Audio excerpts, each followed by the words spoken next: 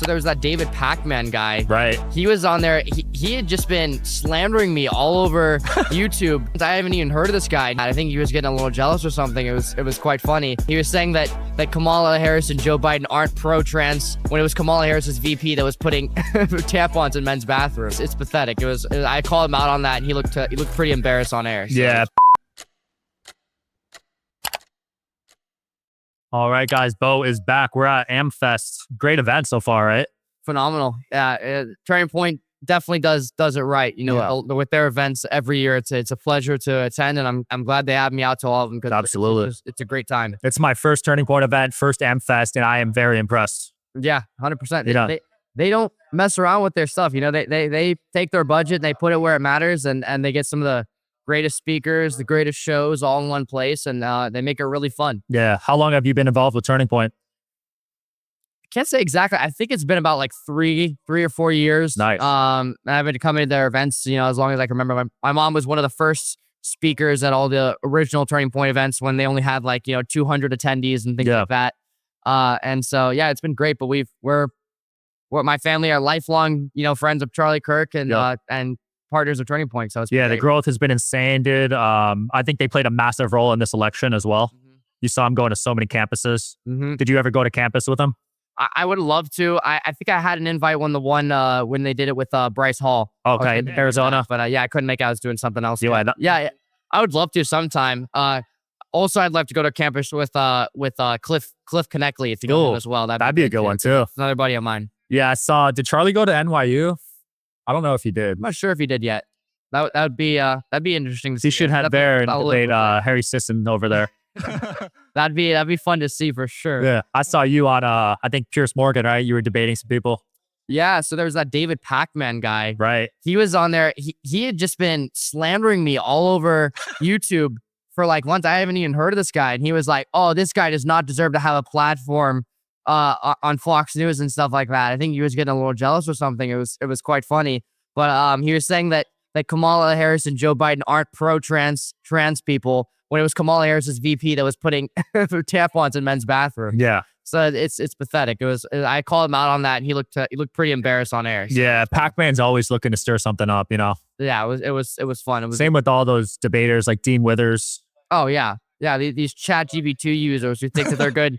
They're good debaters. Have you had one of those guys on? I've had Harry on. I would have Dean on, but it's hard to say if they're like paid off in some way. So I want authentic opinions. Well, they definitely are because, we had the whole beef with them and Bryce Hall. And then Bryce was like, "Are they really paid?" He was asking me. And I'm like, "Yeah, here." I gave him the transcripts and he posted it out to Twitter, and that went pretty viral. So they were getting paid through a company, right? That's how they get around it. Through Palette Media, which are, I mean, we're in the social media game. Everyone's managed by a company or has some company they work with. I'm transparent about it. If you ask me, I'll tell you. Yeah. But for them, like they completely lie and try to cover.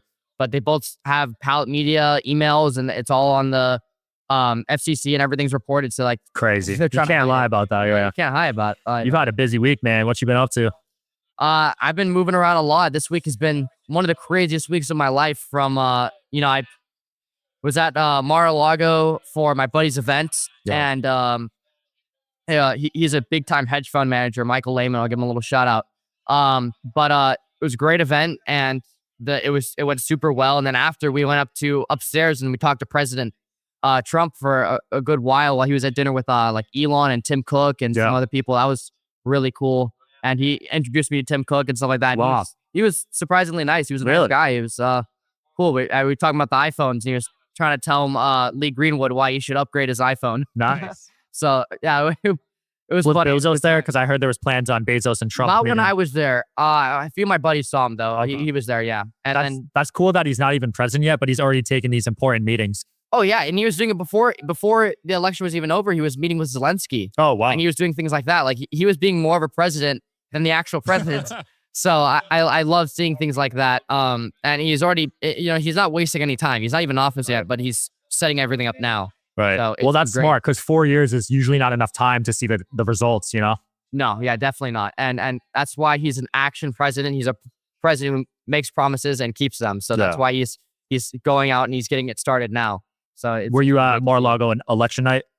Yep. That was an electric, night. right? That was really fun. Spoke to Shout out to today's sponsor, Prolon. If starting the year with a fast feels a little daunting, you're not alone. There's an entire community of individuals wanting to make a meaningful decision in their health, just like you. This is what makes group fasting so powerful and why I'm joining in on Prolon's January Longevity Challenge, which is a coach-led program to set you up for fasting success. Prolon's fasting mimicking diet is a revolutionary plant-based nutrition program that nourishes the body while making cells believe they're fasting. I got all 5 boxes here and I'm starting day 1 tomorrow. It's researched and developed for decades at USC's Longevity Institute and backed by leading US medical centers. It helps promote healthy blood sugar, enhanced skin appearance, fat loss, and improved energy and focus. It all starts with their 5-day program, which contains snacks, soups, and beverages designed to keep the body in a fasting state. No guesswork or planning required, which is a relief after a busy holiday. If you guys are ready to make 2025 your healthiest year yet, order your Prolon 5-day kit at prolonlife.com/DSH. And they're offering Digital Social Hour listeners 15% off their 5-day nutrition program. Use the code DSH at prolonlife.com/DSH. and some of the other people there. It was really fun. I was there with Colby, Covington. I just got back from his fight as well. In my view, it was a robbery. I think it was a doctor stoppage. I didn't think it should have been stopped. I think it could have kept going, but I saw that. That was a shame to see. Because he looked fine, right? Yeah, I mean, Colby, as someone that's trained with him, he has the most incredible cardio and stamina of any person, any human. I'm not just even saying that. Like, everyone has all this stuff about David Goggins, and no disrespect to David Goggins, he's great, but I think Colby could easily last in like a David Goggins course or whatever, running miles with him or doing whatever, because he has insane stamina cardio like you've never seen. Train with the guy for 2 hours straight, no breaks, no pauses. We'll all be 10 guys dead on the floor, exhausted, and Colby hasn't even broken a sweat. So like, that's his thing. So he may have looked tired, and I talked to him. Yeah, he had blood in his eye. It was hard to see. But other than that, he was ready to keep going, and he was ready to turn that fight around, and the doctor stopped it. And even Dana said that never happens. That wouldn't have happened in Vegas. Hopefully they do a rematch, you know? Yeah, that'd be really great to see. But, interesting about that fight, I had a buddy at Tracks NYC, the jeweler. He's massive on social media, but we partied up and he made Colby this custom Trump chain. It's kind of like the one I'm wearing now, but much larger scale. And it was he took the chain like this, and he put a dark MAGA hat on it, and then he took the ear and put a diamond ear patch and blood on the face from when Trump got shot, and put rubies as the blood. Wow. And we put that thing. It was massive, and it was a real beautiful piece. And we took it and we gave it to Colby day of his fight, and he wore it out. So it was pretty sick. That's savage. That was going pretty viral online. Dana White posted it, UFC, ESPN, everybody. Yeah. It was everywhere. As someone who's still, you're 18, right? Yes, sir. So you're thinking about going to college. How do you feel about the Department of Education potentially being removed? I mean, I think it could definitely have a lot of positives, because there's so much propaganda being put in our schools nowadays and things like that. And I'm gonna go to college for sure. I think, maybe like Liberty University in Virginia. I like their school a lot. Doing their online program right now, things like that. So, I'm gonna go to law school there as well. And I think, I'd like to there I'm not as worried about it, because they're a pretty good Christian conservative college.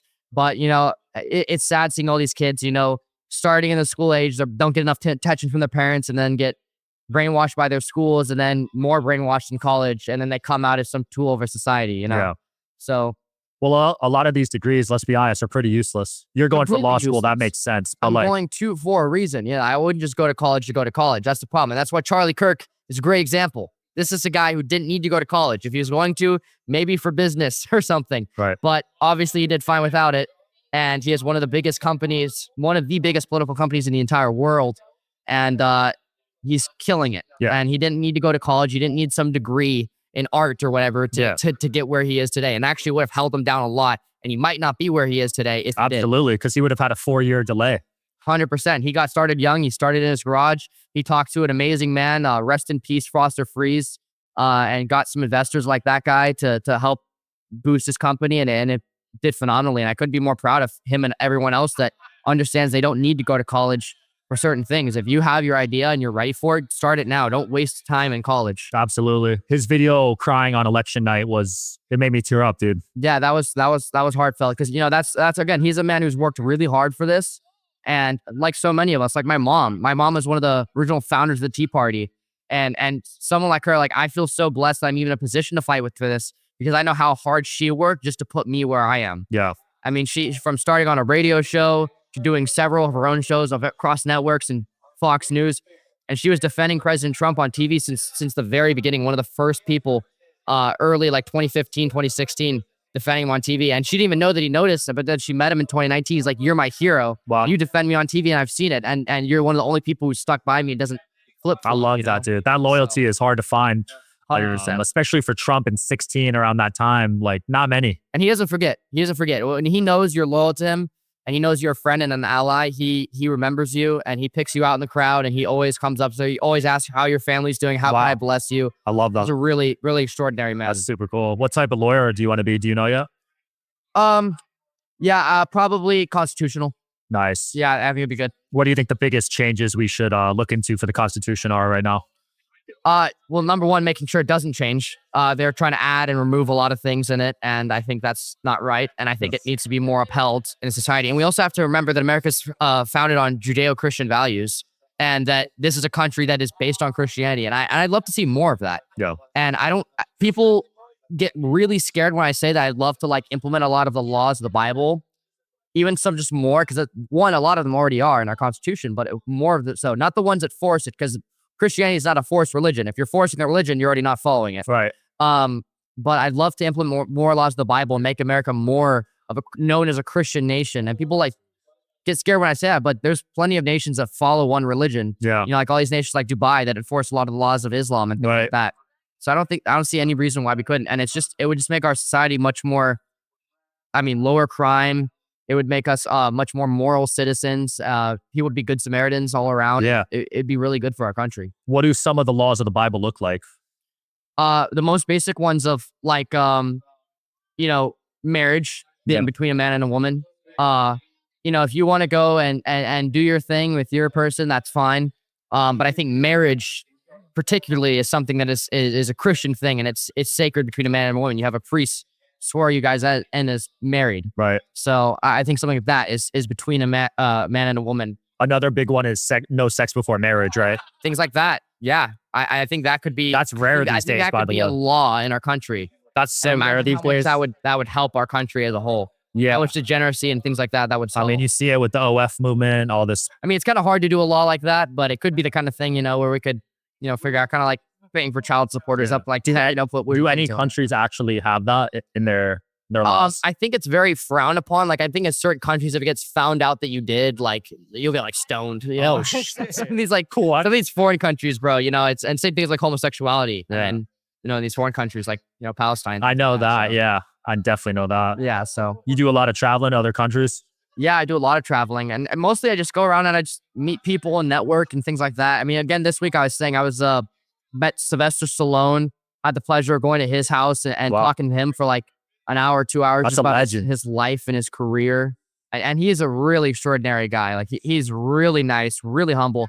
A lot of these celebrities, they're so full of themselves. They're so, you know what I'm talking about. You meet them. Like, you know what I'm talking about. It's all ego. It's all, I'm Mr. Important. But you sit there and you talk to Stallone and he's the actual most important celebrity out of in the room. Right. And he's the guy that I can just sit and talk to for an hour. And he's just super chill, super humble. I was talking about his life and career, and I learned some really cool things talking to him and things like that. So it was cool. His story about the first Rocky movie is crazy. He had to give away his dog. I asked him about that. I said, "Is that true? Is that whole thing true?" And he's like, "Yeah, but there's even more lore. Like apparently the guy wanted to be in the movie for the second one too, and he made that a stipulation. Oh, really? Back and something like that. Like there's all these crazy stuff. Wow, it was crazy. Yeah, the man had to give away his own dog because he was so broke. Yeah, it was really cool. Really cool to talk to him about all that stuff and just learn. Just sit there. And that's why I love talking to my elders, people that are much older than me, and just learn about all the life experience and wisdom they have. That's smart, man. I always gravitate towards an older crowd myself. 100%. A lot of wisdom. Yeah, and it was great. I also met Mike Tyson this week. I've been friends with his daughter and the family for a while. Nice. But I hadn't actually bumped into him personally yet, but he was at Mar-a-Lago and we stopped and said hi. And yeah, he was another one. Really nice, super humble. People don't know what Trump did for him, Oh, yeah. He got him out. Yeah, same with him, same with Dana White. And that's why all these guys respect him and they're so close to him. Is because, again, he's not this evil dictator. And I was telling a protester this outside, actually. There's protesters out there? There's one.